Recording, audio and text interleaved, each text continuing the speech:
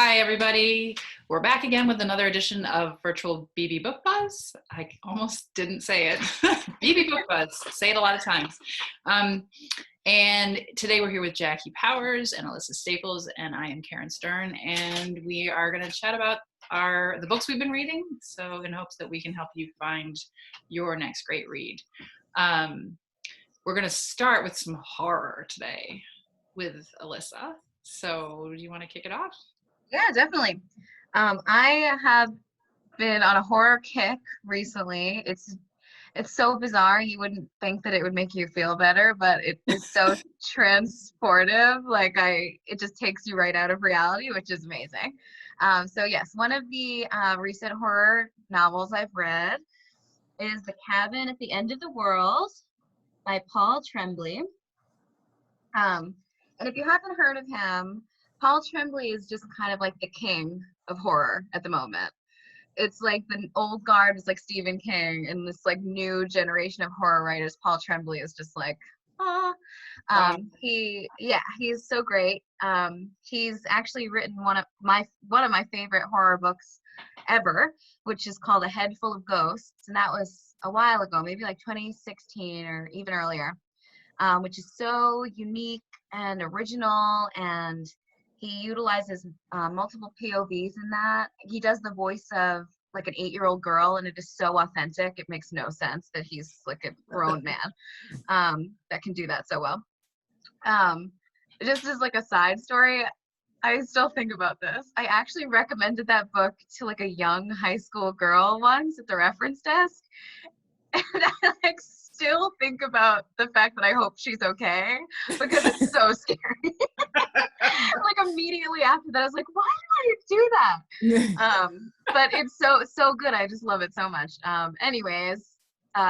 Paul Tremblay also like lives around here. He like used to work in Salem when he was younger. He like definitely like lives in an undisclosed area, like right here. So Salem would feel appropriate, wouldn't it? Big fan. Okay, so let's actually talk about this book.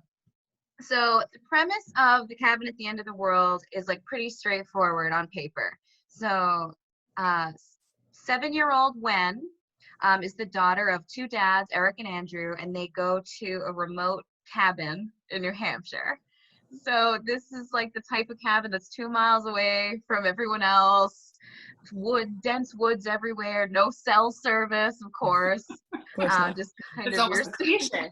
Yeah.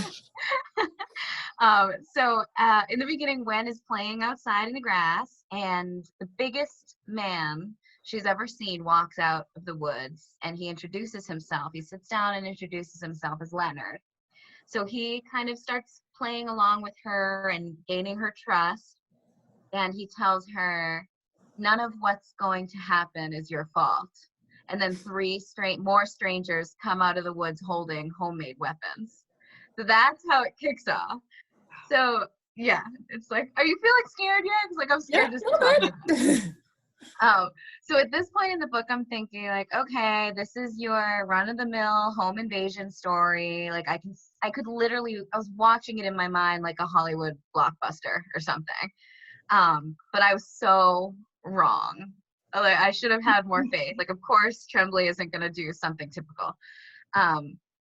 So the 2 fathers and Wen like try to keep these strangers out of the house, and inevitably they get in, and the invaders tell them, look, we don't want to hurt you, but we're on a mission to save the world, and there's only one way to do it, and it's an unthinkable sacrifice that they would have to make. So what follows is just it's like 24 hours in the life. It's just paranoia, survival, apocalyptic events, and like this incredibly hard decision, like the hardest decision any human would have to make. And the whole time you're reading it, the point, really, the ultimate point is, are these invaders, these strangers, telling the truth? Is the world really coming to an end, or are they 4 crazy people who wandered out of a doomsday cult and is now torturing his family? Right. Sorry? Is it, no, I was just gonna say, is it one of those books that leaves you like tired when it's over? Like it's like you're like short of breath, you know, when you watch those movies that are like constant Yes, action that you're 100%. So it kind of, the pace is really breakneck. You're going, but he is such a master of the horror craft that it's almost peaks and valleys. So like a good horror movie, there's like tension, you can take a breath, and then tension, then you take a breath. It's kind of like a pulse in the book. So though I didn't want to put it down, there were moments that I could put it down and try to go to sleep and fail. So yeah, like it's constant, but in its own way, it's not kind of at a level 10 straight through like a barreling train, you know. It's Does that make sense? Is there any kind of supernatural element to this? I mean, because horror sometimes is and sometimes isn't. Yeah, Without giving too much away. Yeah, no. I can talk about that. Because I actually want to kind of talk about that because that is what's so special about this author and this book in particular. But Tremblay does this in all his books, really. He walks this incredibly fine line between supernatural and skepticism. He never he gives the reader so much freedom to believe or not believe. Right. And regardless of whether you do believe or not, it's still scary. It's still horror. It's horror either way. Like, are they telling the truth or aren't they? It doesn't matter. This horrible thing is going on.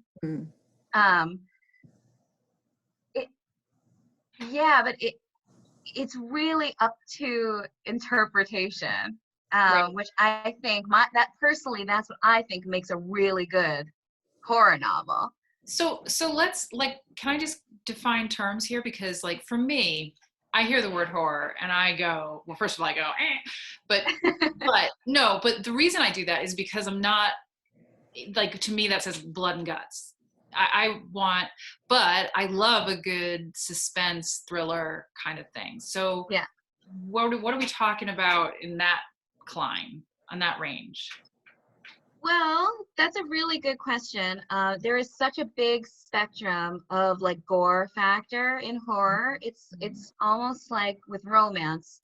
There's some very light, kind of innocent romance, and there's some hot, steamy, crazy romance. So you have to find your comfort level and what you like and don't like. And horror is the same way. This one, I'd say, I wouldn't recommend it as like an introductory horror book because it's not really that straightforward. It has its gory moments. I mean, it does have it. This particular one has its gory moments, pretty descriptive. But it's not this constant like slaughter sort of thing. No. Really, when I think of horror, that's what comes to my mind. Like I know, and I think that's a misconception. I mean, there are books that are like that, just like there are romance that's kind of like all bedroom scenes or whatever you want to call it, and there's horror that's all crazy gore violence too. The horror that I read, what I consider horror, is so much more about the psychological kind of like back and forth of it. It's just to make you feel an emotion. The ones I don't like horror that relies on cheap thrills like gore. I like horror where I'm like screaming for the character because I love them so much and I want them to come out on top, you know. So totally, like I would totally read that. So it's funny the way these labels like make pictures in our mind that may or may not be true. There's so many, and I'm about to talk about a book that's like that too. So yeah. Yes, I really do want to express that I'm not a dark person in general, but I love horror because I love books that make me feel. And that's what horror does. And it's a really escapist genre, and I really would suggest it to more people than for people who don't think they would like it. If you like suspense and you like thrillers, there's a good chance you may enjoy horror too. It's fast paced. There's like weird dark humor usually, and it's impossible to put them down. Like if you're in a reading slump, pick up a horror book. You will read it in 2 days. I dare you to not read it in 2 days. So yes, have it at the end of the world. Give it a try. You will think about it for a long time after. It's really, really good. For better or for worse. Yeah, totally. In your dream. For better, I hope. Okay. Well, I've got one. So I think in this, we're kind of taking it down a notch here, because I have one which also, so I'm going to say this is a book called The Parable of the Sower by Octavia Butler. And she is kind of a rock star in the sci-fi firmament. She was for a long time the only African-American woman writing sci-fi, and now of course she's not, but this one, and this is where I want to like immediately talk about what this is not your typical sci-fi. In fact, this has very few elements of sci-fi in it. The Parable of the Sower is what I would call speculative fiction, and a lot of people kind of use those terms interchangeably, and this one definitely falls on the speculative fiction point on that scale. I'll tell you a little bit about what the little bit of sci-fi is in there later, but just to start off with that, speculative fiction, as I've said many times before, is when you posit a world that is very much like our own. Take a set of circumstances, maybe a catastrophe, something that's happened that makes you say, what if this happened, and go from there. And that's what she does. This book was published actually in the early 1990s, 1993. And so it's positing a near future, which happens to be the decade that we just entered. Okay, Wow. so that's kind of crazy. And I have to say, we're not there yet, but where we are, it's not that hard to imagine in, say, another 40 years, us being in that place, possibly. That's why it's speculative. And so you're, from the very start, you understand this world, and possibly in the last couple months, you understand it even a little bit better than you might have before. And this world that she is asking us to imagine is one where climate change has led to a lot of different outcomes in a lot of different regions of the country. So in some places it's drought and extreme weather conditions. In California, where this is set, it doesn't rain for like 6 years at a time, and then suddenly it pours. Or there are tornadoes in the South, or there are pandemics in the Northeast. When was this book written again? 1993. Wow. Yeah. So this is the scene when we're in North Carolina. No, Northern California is what I was trying to say. And it's very dry, and you can just see her. She does the setting beautifully. She obviously knows the area well, and you're very much living in a world that you can recognize. The divides between the haves and the have-nots have also grown. So this is also a world where very rich people live in walled-off, guarded communities that they leave by helicopter, and there is a little bit of a middle class left, and some of them have their own houses. The really lucky ones live in neighborhoods that have walls around them, but they're still very much, they are having commerce with the outside world, which is lawless, very poor, homeless, drug-addled, so there's a large mass of the population that lives in those conditions. So that's where we've come to. And then the book is basically in 2 parts, and our main character, Lauren Olamina, is this amazing young woman. She's in her teens. We watch her through her teens, and she lives in one of these middle-class wall communities with her father and stepmother and brothers. Her father's a preacher and a and a college professor.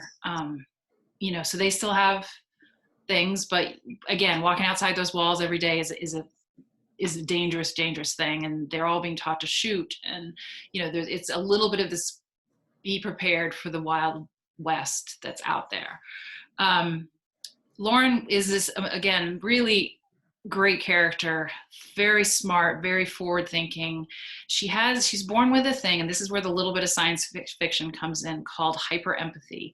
Her mother was drug addicted, and because of that, she was born with this condition, which means that she can feel other people's intense feelings, emotions, or pain.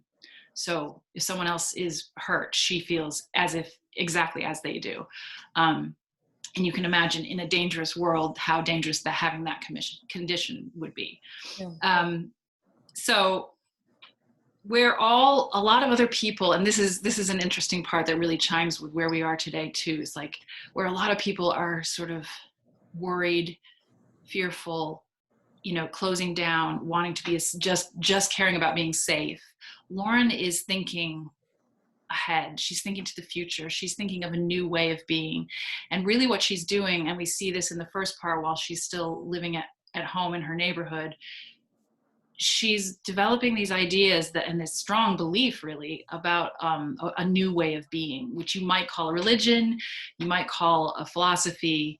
It is centered around a thing she calls God, but God is not, you know, this is a different idea of God. God is actually change. The idea of change, that things constantly change, is the center of her religion.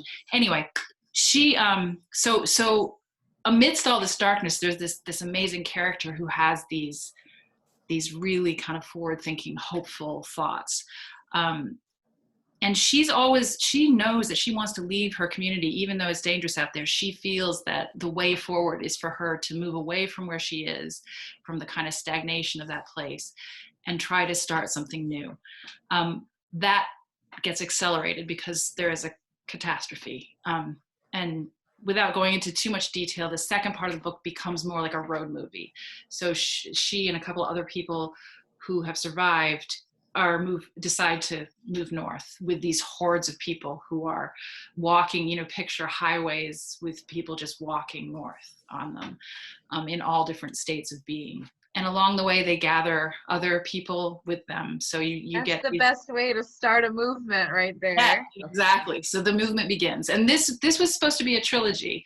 Unfortunately, really sadly, Octavia Butler died far too young. She was only in her 50s, and she died in 2006. So she wrote 2 of the books, but the third one never was written. So the second one is called The Parable of the Talents.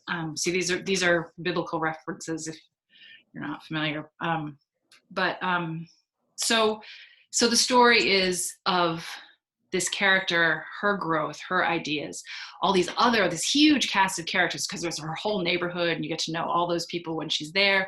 And then on the road, you get to know all these other characters who come in, some who she, you know, befriends, some who she fights with, some who she falls in love with. There's all of that going on. And Butler does a great job of bringing all those characters together. And each one of those characters helps her kind of add to her belief system as well. So there's a reason for them. And so then, of course, there's the adventure, right? So this is a story of adventure, of survival, of getting by, of working together. It's and those are the parts that I loved about it. You know, the characters and the survival bits. She does all that very well. And riding through it all is this thread of this new way of being and this hope for the future. And this, you know, they're ultimately trying to get to a place where they can start a community. And so you're rooting for that through the whole book. And it is a very satisfying, hopeful ending. So even though the circumstances are dark, I can definitely tell you that it's not going to depress you in that way. It might depress you in a few other ways, but you get your kind of like satisfying ending. Karen, does it leave you so that you can just read the one, or do you? Oh yeah. You don't. It's not like a cliffhanger necessarily. No, it's not a cliffhanger. It comes to a resting place for sure. Okay. You kind of do want to know. You would like to know, right. like, what, and I have to say, I don't know for sure if the Parable of the Talents picks up just from that group of people. I should have found that out before I came on here, but yeah, it does kind of give you a place to rest. So not a That's good. That's such an interesting condition, the main character's condition. Very I mean, it's like the whole, like, the way to build a better world is to put yourself in someone else's shoes and to try and get outside of yourself. Yeah, there are many times when other characters make that. It's also something, they make that comparison. They say, well, you know, if everybody could do this, then the world would be a much better place. I mean, of course, it's a horrifying condition, and it's not one that she wants to share with people. She doesn't even want to let people know she has it, because people could use it against her. You know, anytime she's in one of the, you know, there are different fight scenes and things.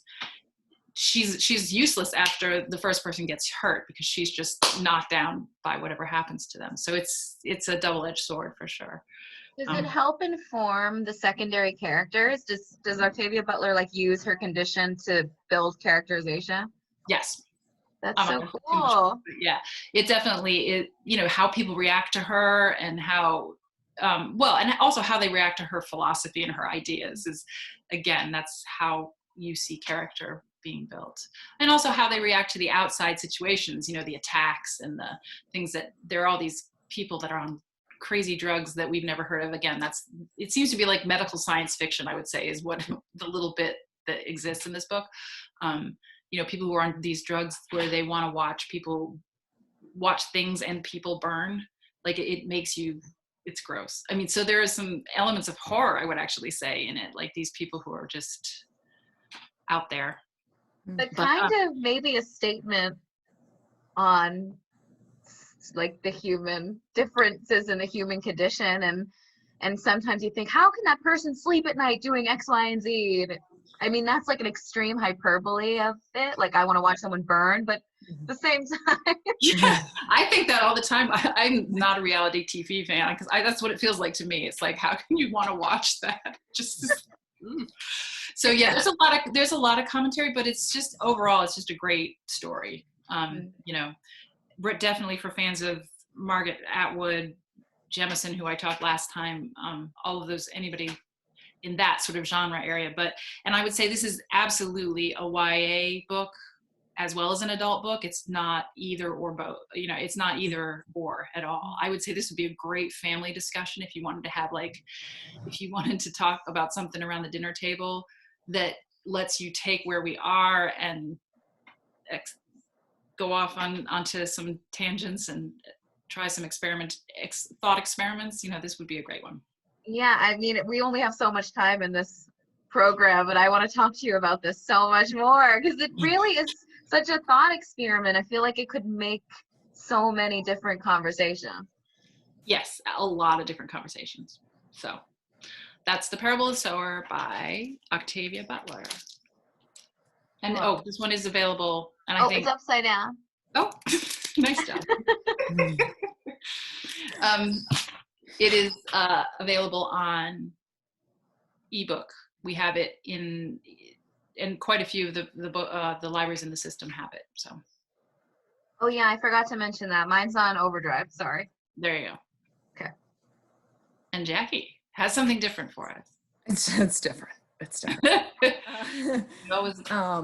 Well, I just finished a book that I have been waiting for it to come out for 6 or 7 years. It's a series by Julia Spencer Fleming. It's a mystery series. I think it's I forget if it was the 8th book or the 9th book. It's well into the series. And they were originally called the Reverend Claire Ferguson Mysteries.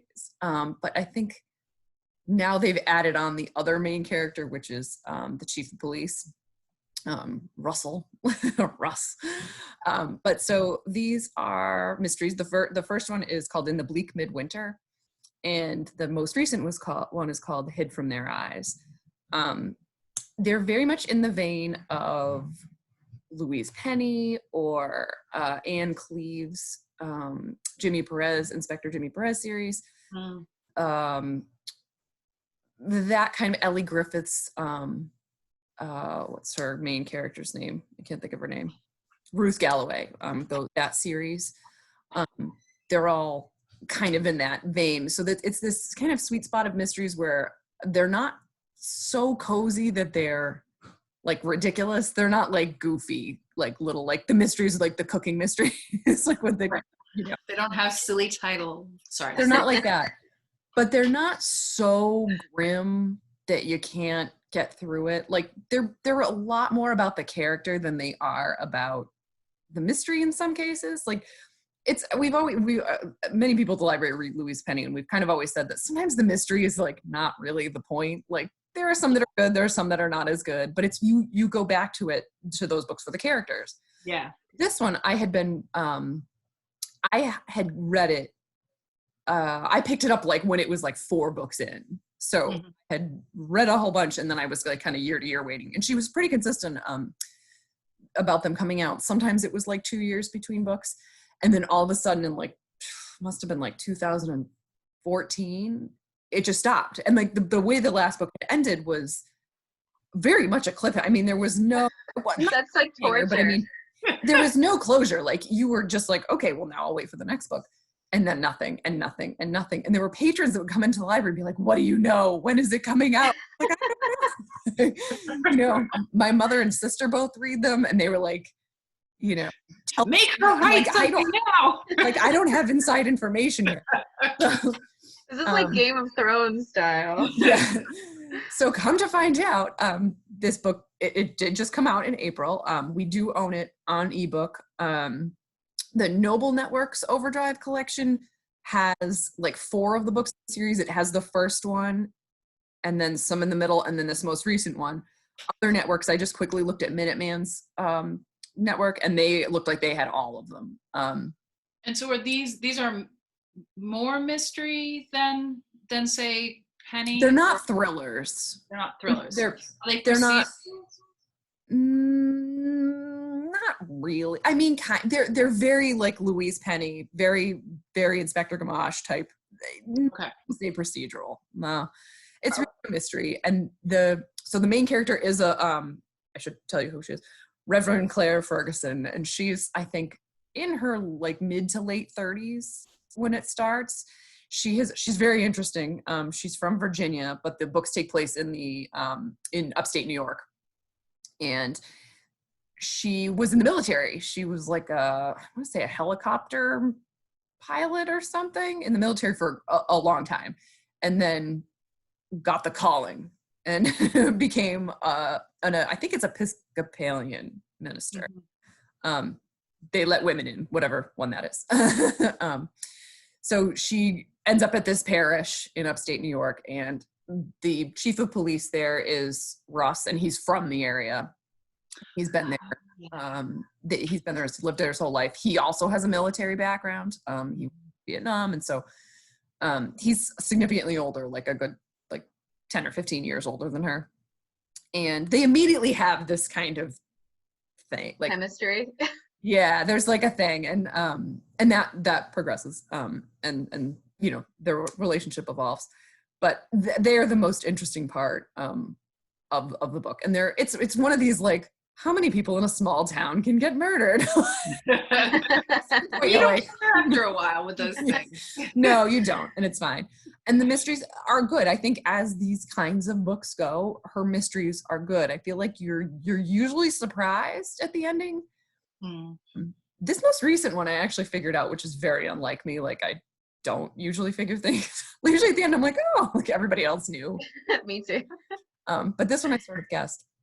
It's not totally clear why she took so long. She does say in her acknowledgments that like 3 people, like her mother, her husband, and like her best friend died within like an 8-month period. Oh. But this has been like 6+ years. So I don't know. Who knows? That's a lot of grief. But it does leave it so that she's clearly intended to write another one, whether that happens or not. Like, hopefully she does. But okay, so we're still not finished. We're still not finished, and it's interesting in that it picks right up where it's only like 4 months later. So you're reading the book and there's kind of always a little delay. So I think I read the book, it probably came out in 2014, but it was really like 2012, but like now it's still 2014, but it's 2020. So like, it's a little bit weird because it had been kind of in time, like it was reasonably close to the time that we're in. And now it's a little further off. And it's interesting how that becomes noticeable. The lack of there, obviously people still have phones and smartphones and stuff like that. Right, but there's a lot of changes that have happened. It's still not quite the same. Yeah. I don't know. I mean, think about the changes to the world in the last 2 months. Yeah. Like, things happen really quickly. Yeah. They do. But it was really nice to revisit these to see these characters again. And there were entire like character like plot points from the past that I completely forgot about. I mean, years will do that to you. But it was like, oh, I forgot she did that. I was wondering about that. Do you think it's something someone could pick up and as a read alone, or do you really suggest the series just for the characters? You could, but I wouldn't. Yeah. But it's did not. You say you started on book 4, or did you? No, I meant no. I read 1 through 4 all together. Right, like she was on book 4 when I picked it up, so I read them like all at once, and then had to had to wait. Yeah. But I had read the first ones all together. And it's interesting. I wouldn't say they. A lot of those authors. You can kind of see them get better as time goes on. I think hers have been pretty consistently well done. She has pretty good secondary characters, some of which I'd forgotten about. And his play's a big thing there? Yes. The Adirondacks or whatever? Not quite the Adirondacks. It's not really the Adirondacks. They don't really say that. It's just like this kind of vague upstate New York that's fairly rural. It's the police department is like a kind of a county system. It's like a 3-town. Yeah. It's like they're in one town and then there's like a little bit of a bigger town and like, but it's like 6,000 people. I mean, it's not. Yeah. Okay. They have like summer people. So I think some parts of it are a little more upscale. So yeah, I think it's supposed to be kind of Lake George-ish too. Like they kind of mentioned somewhere that seems like that, but okay. I highly recommend it. I would start at the beginning. Now's a good time. The first one is called again? In the Bleak Midwinter. Bleak Midwinter. Julia Spencer Fleming. Yeah, so I'm a big fan of Penny, so I think maybe those might I would try them. Yeah. Okay, cool. Great.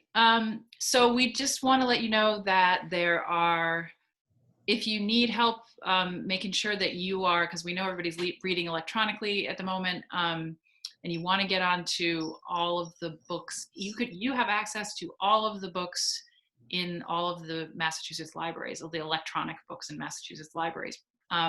If you need to know how to get there, head over to our website, wakefieldlibrary.org, click on the big yellow banner that says #WakefieldConnects, and in there under the e-collections button that you can click on, there's a tutorial that tells you how to add all of those consortia to your, whether you're doing it on your phone or some other device.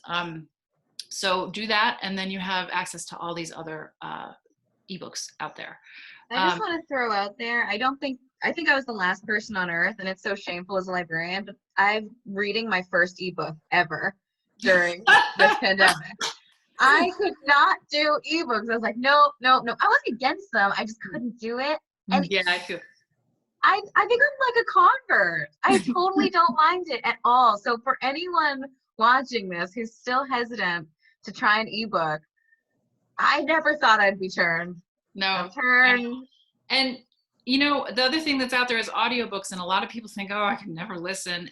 But honestly, when you're doing stuff around the house, and right now we're all stuck in our houses and we're finding lots of little chores to do and things to fix and whatever else, there is nothing better than listening to a story while you're doing that. And if you get a great performer doing the story, it can just take you right away, like, so that you don't want anyone else to talk to you. And it's actually a really good way of escaping into your little world. If you put your I was gonna say, if you have a fight with your spouse or something, it's just like, ooh, I'm reading now. Or if your children are being too loud, just like, I'm reading about. So all of those are also available on electronically, again, you can get them through from the whole state. So one more thing we want to plug is kind of community book read. We're calling it's on the calendar as Book Chat with Librarians on next Wednesday night at next Wednesday night, which is May the 6th at 7:00. You do need to register because we have to have some idea of how many are coming. And you'll receive a link from us to do this Zoom window here. So go to our calendar, again, wakefieldlibrary.org under events and activities, and you will see the calendar there where you can register. And that is just to talk about whatever, right? We're talking about whatever you're reading, whatever's taking you away right now, books, podcasts, movies, anything. It's just a general chat, and it's a great way to get more suggestions about things to read. So we hope to see you there, and we will hope to see you here again in a couple of weeks' time for the next edition of BB Book Buzz. Thank you for coming. Bye. Bye, everybody. Thanks.